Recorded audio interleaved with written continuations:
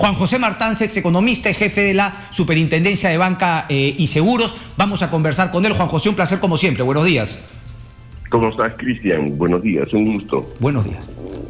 Juan José, cuéntame, ¿cómo puede en términos reales afectar lo que parece estaba mejorando respecto de las expectativas económicas con el cambio del gabinete, lo dicho por el presidente Pedro Castillo?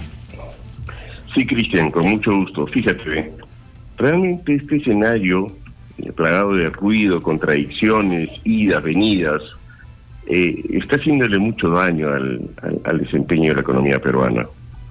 Y lo está haciendo en varias dimensiones. Por ejemplo, en la dimensión temporal.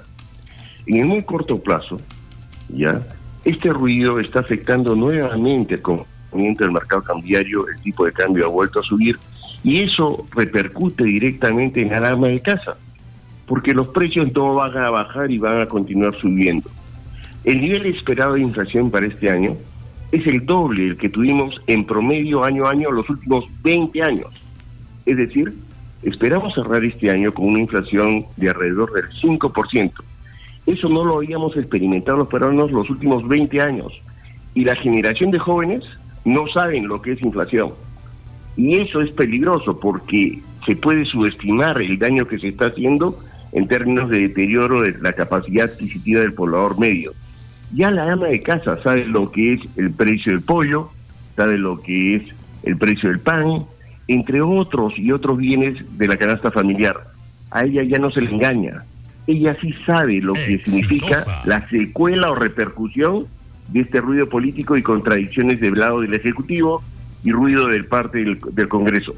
El daño que está haciendo el frente político al acontecer diario es tremendo. Pero eso no solamente es el único daño, el único perfil de daño que se está generando en Perú. Tenemos otro más preocupante.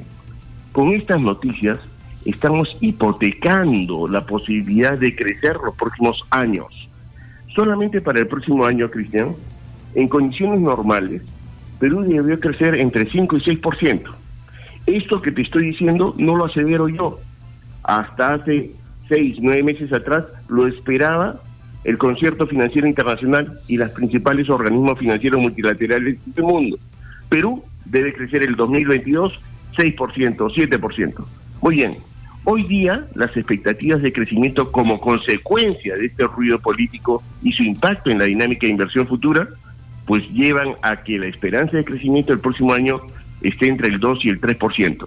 Muy bien, si está en 3%, supongamos, no solamente vamos a tener un crecimiento mediocre, sino que Perú va a perder la posibilidad de generar riqueza y producción, ya, en alrededor de 6.000, 7.000 millones de dólares. Eso significa menos inversión, eso significa menos empleo, eso significa peores condiciones para trabajar del poblador medio, eso significa que el sector informal sigue creciendo, eso significa que los grandes problemas de salud, de educación, no van a ser apropiadamente atendidos. Tenemos que ser sensatos. El frente político hoy en día le está haciendo mucho daño al frente económico, porque básicamente el frente político de Perú, tanto en el Ejecutivo como en el Legislativo, está poniendo en tela de juicio los fundamentos que hicieron exitosa nuestra macroeconomía. Y eso es tremendamente perjudicial, porque si no pudimos ser exitosos en desarrollar políticas sociales con crecimiento, ahora que no lo vamos a tener, eso va a ser imposible, independientemente de cuál sea el sesgo ideológico y político del gobierno de turno. Lo que se está haciendo es atentando contra la estabilidad del país y atentando contra el poder adquisitivo del poblador medio. Esto no se va a cubrir con discursos, esto no se va a cubrir con mis hermanos, esto no se va a cubrir hablando quechua, inglés o portugués. No, este es un tema muy crudo, muy del día a día, que lo siente mucho la población. Suben los precios, la población más vulnerable es más pobre, así de simple. ¿Y quién la está haciendo? ¿Quién la está haciendo, Cristian? ¿Quién la está haciendo más pobre? ¿Quién quiere ayudar a los pobres? Esto es insensato, esto no tiene sentido, esto está mal conducido. Correcto. Juan José, claro, uno diría que el primer paso, porque no es un paso definitivo para buscar justamente esa reactivación económica, ¿no? Y ayudar a los que dice este gobierno querer ayudar, es no hablar torpezas, es no meter la pata, es no hablar de más. Pero ahora quiero justamente explicar eso. O sea, ese sería únicamente un primer paso, o sea, un primer paso de sentido común. Ahí ni siquiera estaríamos entrando a una evaluación si es que la política económica es la correcta o no. O sea, es un primer paso inicial que ni siquiera estamos teniendo. Entonces, digamos, no se soluciona con acallar estos discursos contradictorios, sino, repito, tendría que recién ser el primer paso, Juan José. ¿Después qué? Fíjate, acá tenemos que ser contundentes. Una economía del siglo XXI no crece si no hay inversión privada. ¿Bien? La gente común y corriente cree que inversión privada es el gran proyecto minero, la ampliación de planta del sector energético. No, la inversión privada compromete hasta el ambulante, el comerciante, que está día a día luchando por sostenerse, día a día. Eso es inversión privada. Si no hay inversión privada, no hay crecimiento ni posibilidad de éxito. Esta economía tiene que seguir funcionando con una suerte de respaldo rotundo del frente político a la inversión privada. ¿Qué es lo que se ha hecho estos meses? Se ha puesto en tela de juicio, ¿ya?, la prioridad de importancia de la inversión privada como generadora de riqueza en el país. Y se ha priorizado con un sesgo político extremo el ámbito, por ejemplo, nacionalización o estatización. Llámala como la quieras llamar, mi estimado Cristian. El problema es que eso llega a oídos del frente inversor nacional y extranjero, mediana, pequeña, gran empresa, empresa corporativa externa, y sencillamente los planes de inversión que tenían pensado desarrollar los próximos meses y años se dejan de ejecutar. Al dejarse de ejecutar, la posibilidad de crecimiento es menor. ¿Quién va a suplir esa inversión que se está deteriorando día a día en Perú? ¿Sabes cómo están las expectativas de inversión para el próximo año de crecimiento de inversión? Ya todas están en negativo. El más optimista es el Banco Central. Estaban en cero, ahora en negativo. ¿Ya? Ahora todos están entre un rango de -7 a -15%. ¿De acuerdo? Eso realmente constituye un daño tremendo en lo que significa la posibilidad de revertir problemas de salud, educación, seguridad. Esto no tiene sentido. Las noticias son contradictorias. Tenemos una administración que dice luchar contra la corrupción, luchar contra la inseguridad, luchar contra el narcotráfico, ¿ya?, luchar contra el terrorismo, ¿ya?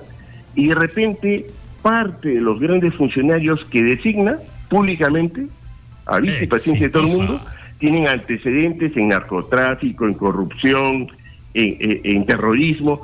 Por Dios, esto no es un tema de terruqueo, es un tema real, es un tema que debe comprometer, bien, a todos los peruanos. Así no se administra un gobierno.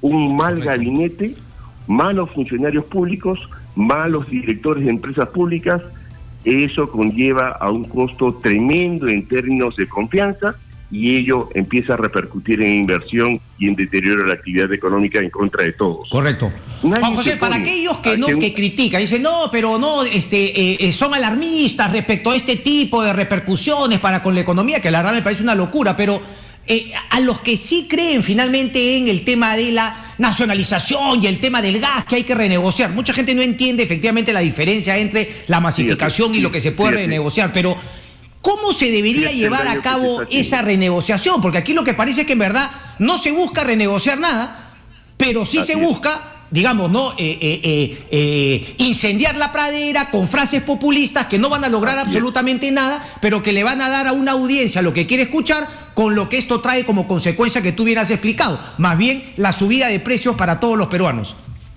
Fíjate, ve, mira tú la distancia que hay entre la realidad y lo que se anuncia y cómo se anuncia, ¿ya? Segunda reforma agraria de Perú. 3 de octubre. Claro. La gran reforma de Perú, ¿no? ¿Cuál? Viajo a Cusco, voy a Sacsayhuamán, hago un hito histórico, hay una reunión histórica, los medios difunden esto. ¿Y qué hay detrás de esta segunda reforma agraria? Lo que todos nosotros conocemos, ¿ya? El agricultor de la sierra necesita soporte técnico, lo conocemos. Necesita agua, lo conocemos. Necesita canales de comercialización y tecnología para mejorar la productividad de su producción, lo conocemos. ¿Para eso hay que hacer tanta alaraca? ¿Ya? ¿Tanta alaraca? Pero por eso te digo, ¿no? O sea, más que lograr cosas, para cosas se quieren anunciar, sobredimensionar, pero sin contenido. Juan José, entonces yo te hacía esa pregunta, porque quiero entender si es que en verdad hay un ánimo de hacer las cosas o solamente de hacer el show y no hay contenido finalmente para esas cosas que pueden ser legítimas, ¿no? Lanzar, digamos, ¿no? Un impulso a la agricultura familiar más pequeña, que no es tanto la agroexportación en la costa, quizá el tema de masificación del gas. ¿Te parece que hay contenido o lo primero es hacer bulla y poco contenido? Yo lo que siento es que están ya sobrevendiendo lo que se debería hacer en condiciones normales bien hecho. ¿De acuerdo? Esta necesidad del pequeño agricultor de nuestra sierra es conocida. Yo creo que nadie se opone a revertir esa situación. Lamentablemente, otras administraciones de gobierno no han atendido apropiadamente estas demandas. Ahora, sin necesidad de tanta laraca, se puede hacer esto. Se le ha puesto una etiqueta, un nombre, ¿ya? ¿De acuerdo? De segunda reforma agraria. No hay segunda reforma agraria, eso es una mentira. Hay reformas que hacer al interior del sector de agricultura para apoyar de una vez por todas, oportunamente y apropiadamente, a nuestro agricultor de la sierra.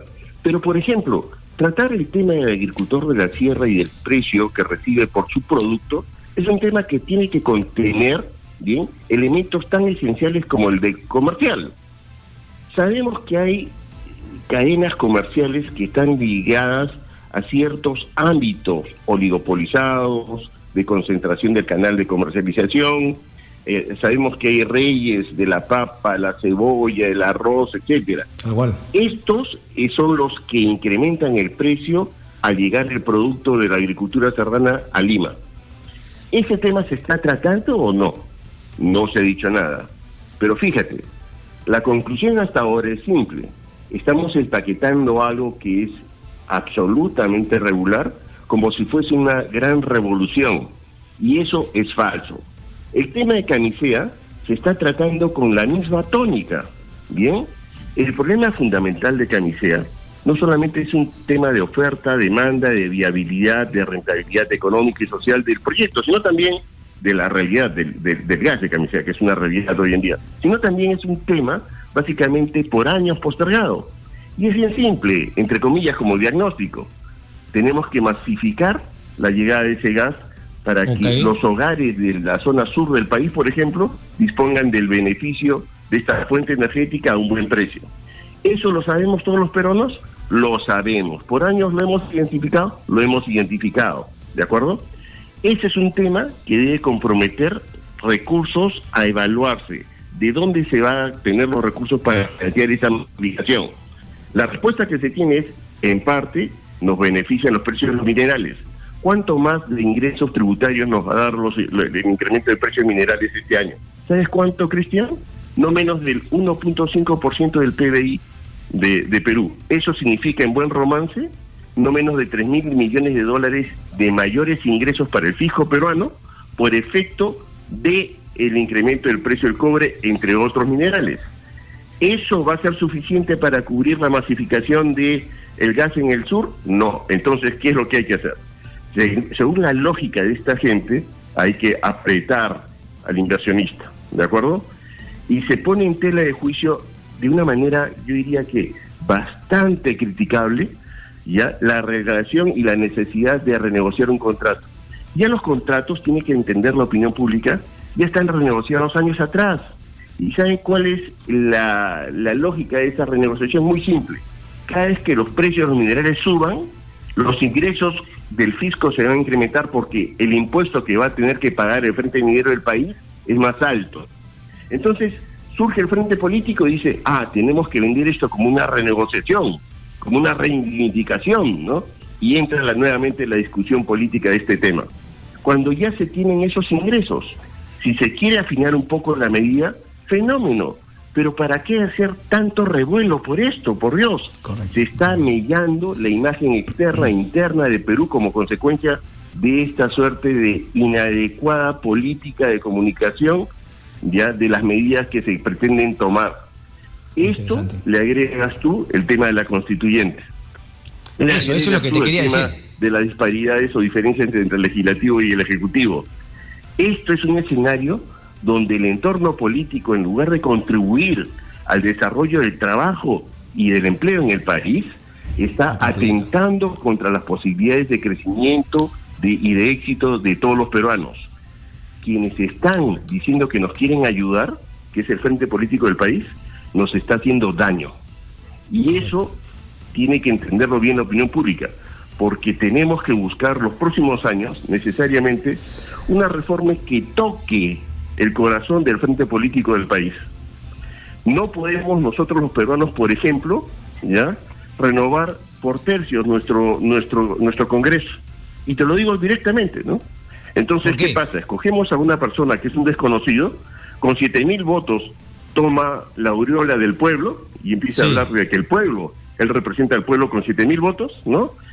Empieza a vincularse al narcotráfico, cree que esto se puede vender en términos populares y engañar a la opinión pública, y nadie lo va a sacar durante 5 años. Si en cambio tuviésemos la posibilidad de... Tú dices que deberíamos tener esa opción, o sea, hay reformas importantes que hacer. Yo creo que esa es una, la otra es mejorar también la representación, ¿no? 7.000 votos no te da representación en nada para luego y robarte finalmente alguna, no la voz del pueblo. Sin duda alguna. Y quieren cambiar la Constitución y liderar el cambio de la Constitución de mi país, habiendo obtenido 7.000 votos. ¡Qué falta de representatividad! Agrégale tú la falta de autoridad moral que tienen, porque muchos de ellos están ligados al narcotráfico en el Brain y dan cifras como expertos en la opinión pública. ¿De acuerdo? Sí. Entonces, acá hay que buscar un cambio sensato. El entorno político no va a cambiar si no hay un cambio de representantes en el frente político. ¿Y de dónde llegará esa sensatez? Vamos a ver. Juan José Martans, un placer como siempre. Hasta muy pronto, maestro. Muchas gracias.